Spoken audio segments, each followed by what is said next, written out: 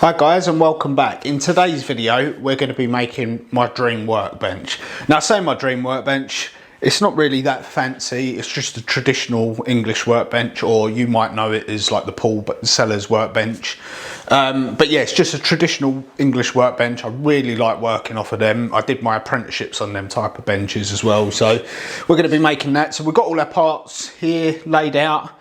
And I'm going to flip you around, bring you in closer, and I can show you what we've got and the design and all the rest of it.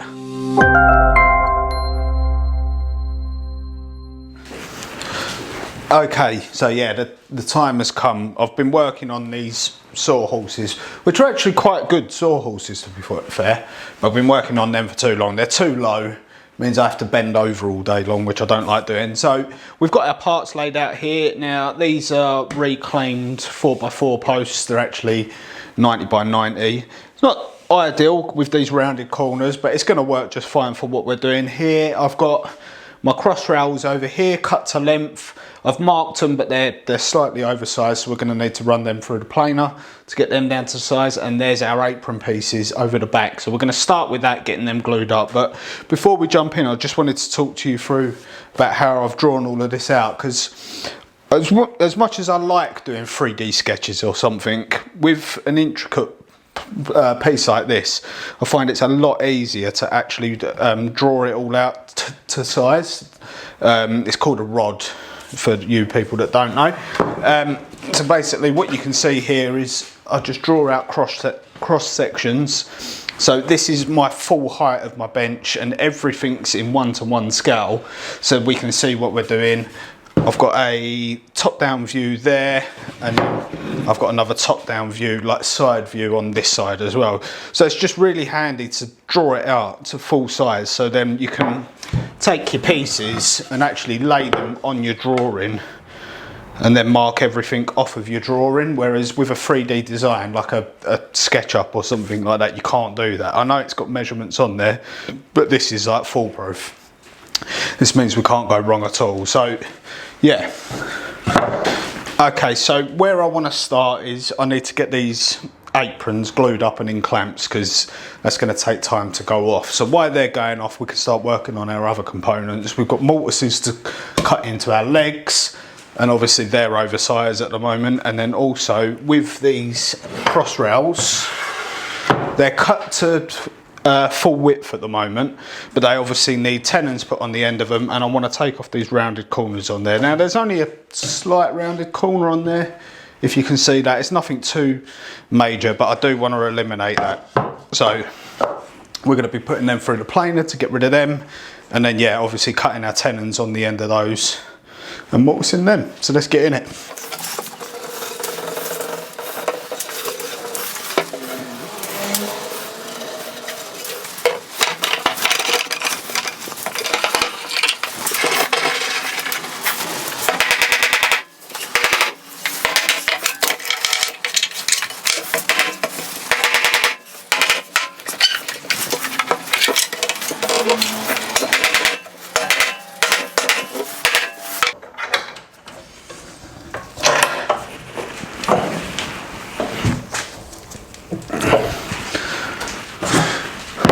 Okay, there's number one glued up.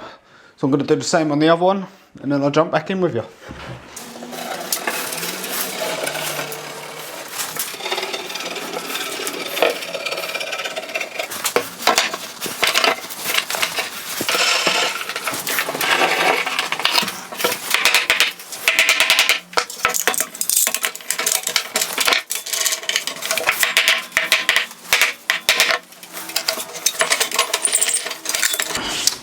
Okay, so while we're waiting for the glue to dry on our aprons, which we don't actually need to work on them yet, what we can do is turn our attention to our legs. Now you can see that I've already taken my height marks off of off my rod, off my drawing.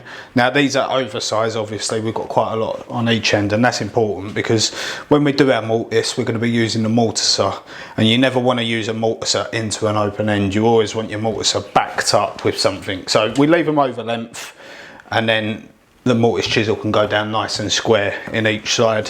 So what we need to do first is establish where we're going to be putting our mortise on this. So we're going dead center. I need to find the centre of this. So these are 90mm, so it's 45, nice and easy.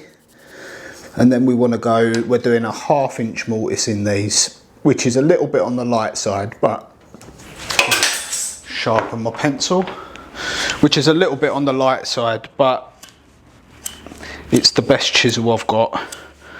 I do need to invest in some new ones, but for now, 1/2 inch is going to be fine.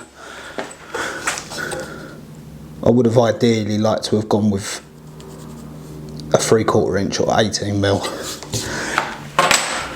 but that's what we've got for a minute. So we're going to set our gauge to this,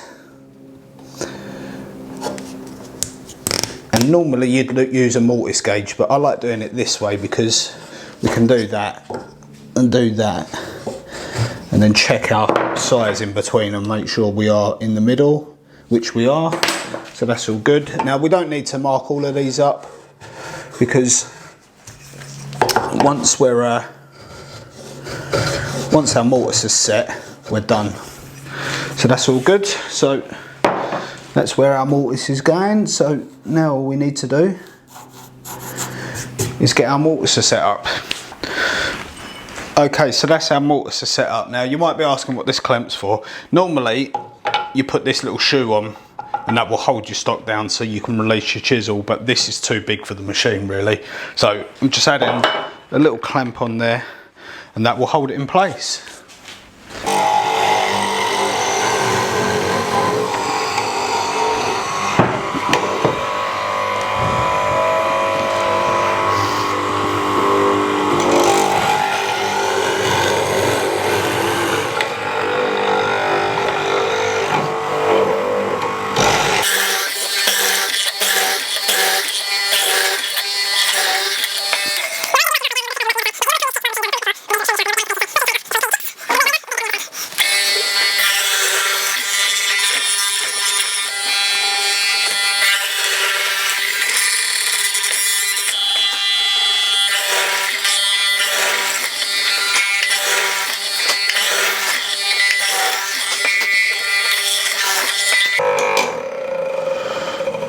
Okay, so that's halfway done. Now, it's important not to turn your piece around this way. You actually want to take your stock off and flip it round that way. Clear your chips, and then put it back on. So you always want to reference off the same thing. So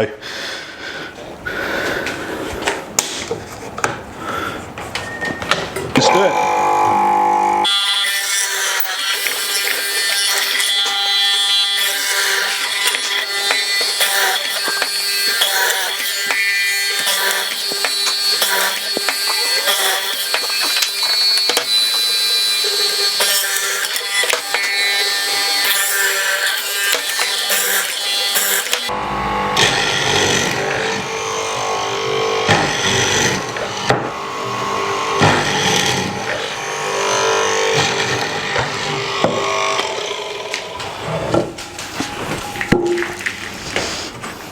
And there we have it, guys. We have mortises right the way through. Just got to clear the chips out.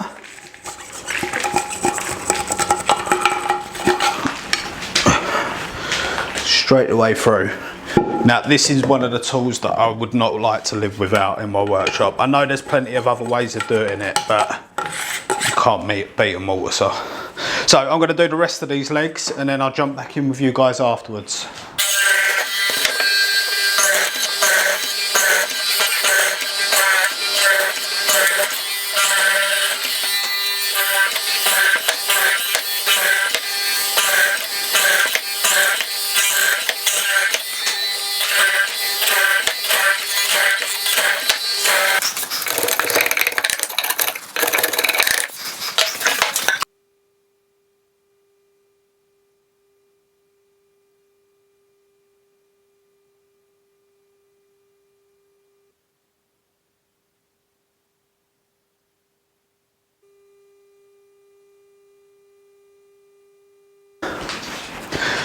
Okay, so now we've got our legs all mortised out, what we're going to do is turn our attention to our cross rails.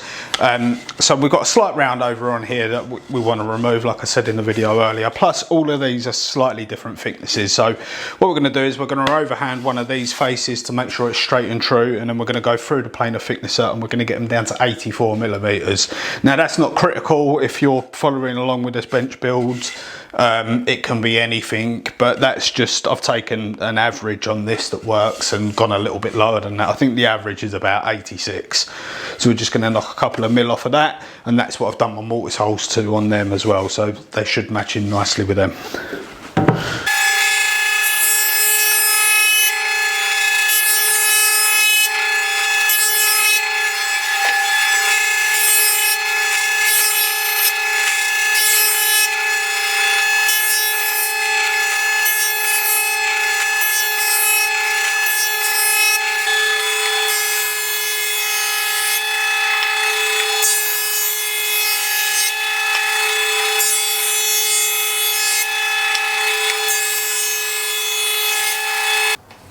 Okay, so if the audio ain't so great now, it's because my lavalier microphone died, so we're on a top mounted microphone at the minute, but hopefully it should be alright for you. But now we've done all of our mortise holes in our legs, and we've cut our rails to length, and then we've thicknessed them or dimensioned them down to the size we want. We're going to start doing the tenoning. Now normally I'd use the bandsaw for this, but I broke the fence on it, I broke the locking thing on it, so we're going to do it on the chop saw. Now this is my new Makita 12-inch chop saw. There will be a review coming out, so subscribe if you're not already to see the review coming out on this. Heads up, I love it, it's a beautiful machine, but I'll go into more detail in that video. So what I've done is I've set the trench cut to the right size, or to what I think is the right size. We're a little bit fat at the moment. I'm going to use this little scrap, and we're going to do a test cut on this, and we can nibble this down to the correct size rather than using one of our proper pieces in case we overshoot and make it too loose. So we'll muck about on this, and then we'll go for the real thing. So let's do that.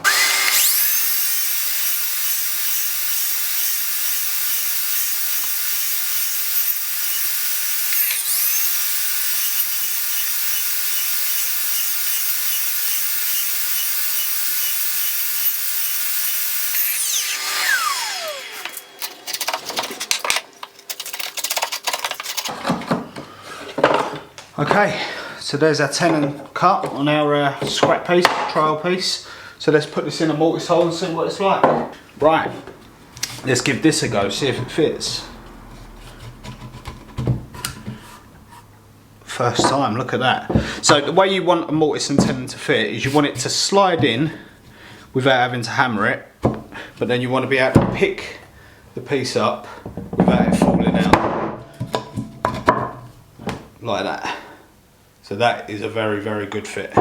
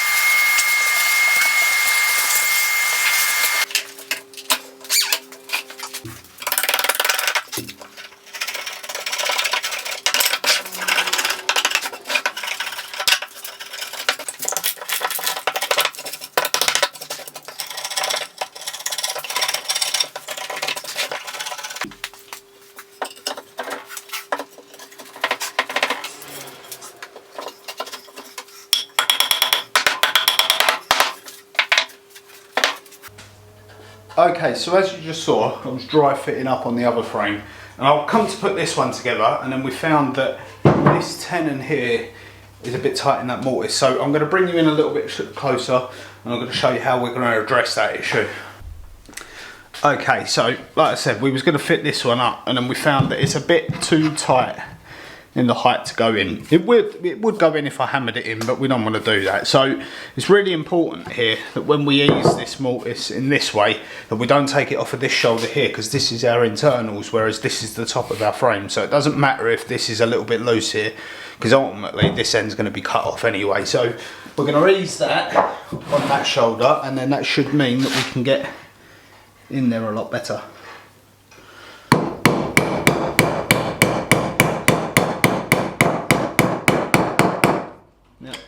Try and aim for a tight fit still. You don't want to be miles out, you don't want it all loose, so try and get it to the right size rather than really baggy. And we have it, I think that's it done there. Make sure you got it the right way around. There we have it, fits perfectly now. Okay, so now we're happy with the fit up of all of those. What we're going to do is go and cut our legs to length, but we're going to leave these long because this is going to help with the glue up. We can cut them off afterwards, but what we're going to do is cut our bottom section to the right length, because at the moment they're about 1 inch long. Now, if your floor's really unlevel, it wouldn't hurt to leave them long.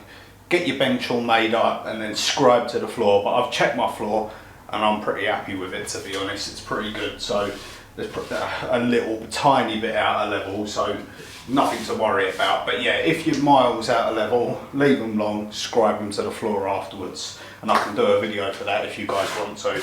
But I'm going to cut to length and then we'll glue these up, and then that's our legs made.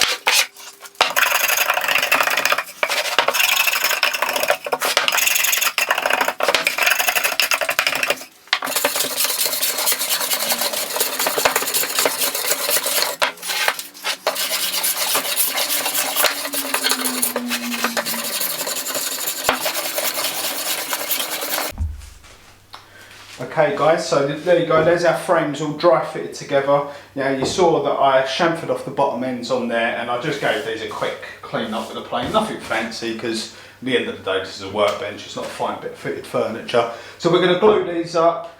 I've only got the 4 clamps at the minute, because the rest of them are all still packed away. So what we're going to do is we're going to focus on one frame at a time, and so we can get them out of the joints quickly. We're going to dowel our joints. I just knocked these up, so I knocked up some 11mm square and then chamfered the edge off. Because it's soft wood, it'll compress down no problem. And we're going to drill a 10mm hole, so we're going to put a square peg in a round hole, which you should probably never do, but it'll work fine in this instance, it'll be no problem. So let's get these glued up, and then that's going to be the end of part 1, but I'll come back and talk to you after I've glued these up.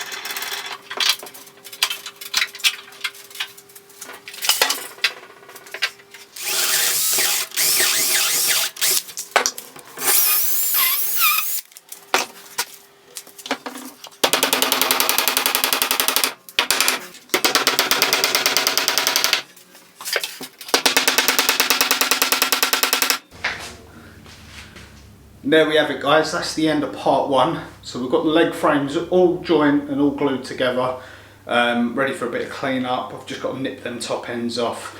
In part 2 we're going to turn our attention to getting the aprons on and the top on. So there's really not a great deal amount to do more, other than we've got to do some recesses for them legs to sit on the aprons, but that's about it. But if you want to catch up with more of this sort of stuff, hit that subscribe button, ding that bell, make sure you look out for part 2. That's going to be coming very, very soon. I want to thank you guys for watching along, and I'll see you on the next one. Cheers.